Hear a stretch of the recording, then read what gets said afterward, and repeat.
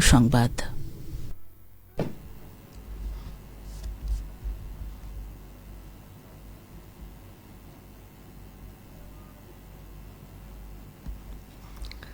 আসসালামু আলাইকুম।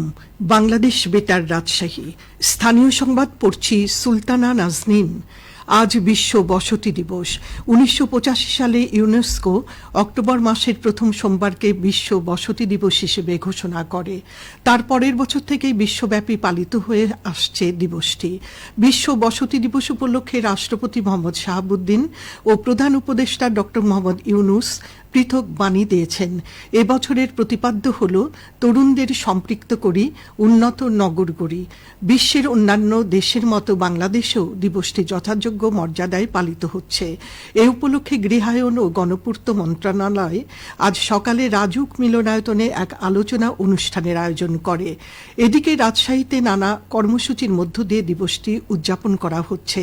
সকাল 9টায় বিভাগীয় কমিশনারের কার্যালয় থেকে একটি শোভাযাত্রা বের করা হয়।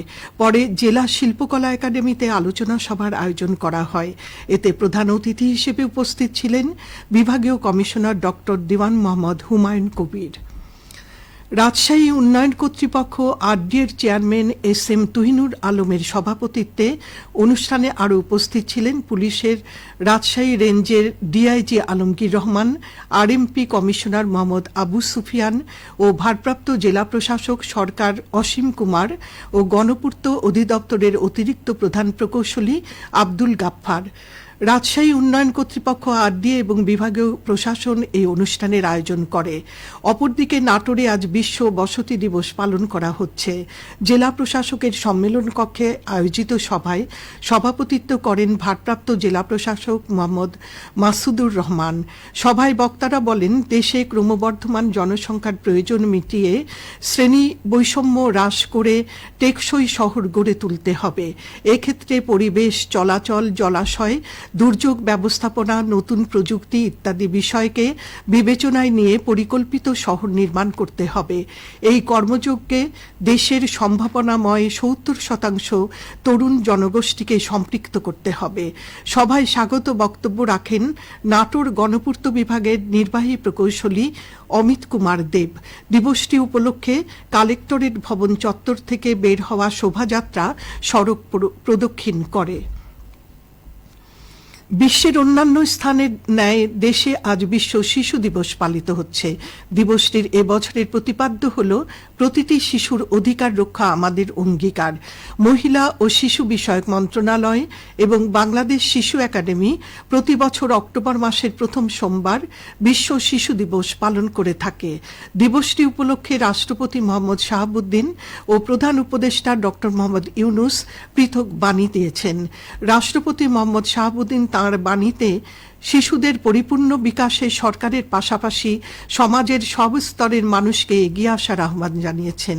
প্রধান উপদেষ্টা ডক্টর মোহাম্মদ ইউনুস তাঁর বাণীতে বলেন, শিশুরাই সমৃদ্ধ বাংলাদেশের রূপকার। বাংলাদেশকে নতুনভাবে গড়ে তুলতে শিশুদের সুন্দর বিকাশের জন্য গুরুত্ব প্রদান করা সকলের দায়িত্ব। শিশুদের শারীরিক, মানসিক, সাংস্কৃতিক বিকাশে উপযুক্ত পরিবেশ, শিক্ষা, নিরাপত্তা, পুষ্টি ও সুস্থ বিনোদনের বিকল্প নাই। বিশ্বের সকল শিশুর নিরাপত্তা ও নিবিড় স্নেহ যত্নে বেড়ে ওঠার প্রত্যাশা ব্যক্ত করেন তিনি।